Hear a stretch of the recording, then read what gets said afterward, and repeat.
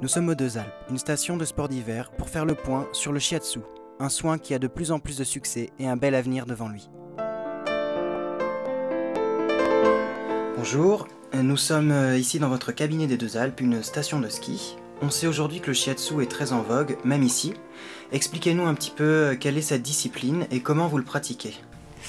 Alors le shiatsu est un soin énergétique qui permet de faire circuler les énergies à partir des méridiens. Les méridiens, ce sont des circuits d'énergie, ceux qu'on utilise en acupuncture, qui sont reliés à nos organes, qui sont eux-mêmes reliés à nos états internes, émotionnels. Et de ce fait, on va, par pression des pouces sur ces points d'énergie, permettre à cette circulation de se réguler, de s'équilibrer, de se poser.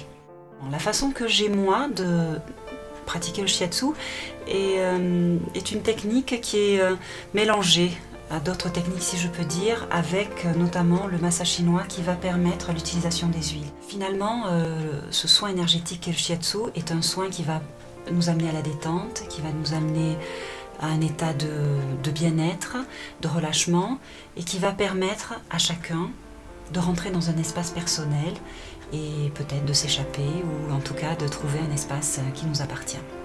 Voilà. Est-ce qu'il y a un rythme particulier à suivre quand on commence une séance de shiatsu? Est-ce qu'il faut venir tous les jours, toutes les semaines, tous les mois? Est-ce que c'est imposé? Il n'y a pas de règle. On commence par découvrir la discipline, on fait une première séance de shiatsu et puis la personne va se rendre compte du bénéfice ou non qu'elle obtient.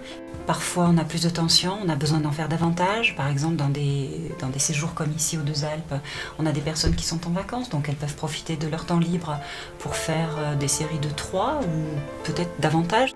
L'idéal serait de pouvoir faire une séance par mois, pourquoi pas?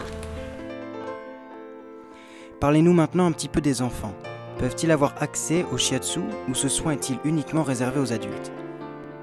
Oui, a priori, mais toute personne est censée avoir besoin de bien-être, d'équilibre. Donc on peut pratiquer le shiatsu sur les enfants. Les séances seront différentes, elles seront plus courtes.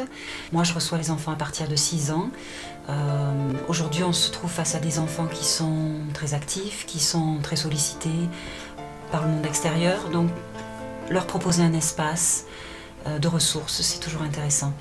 Alors il y a des points également qu'on évitera de toucher, particulièrement ceux de la tête, parce que selon l'âge, eh bien, au niveau du crâne, c'est encore très fragile.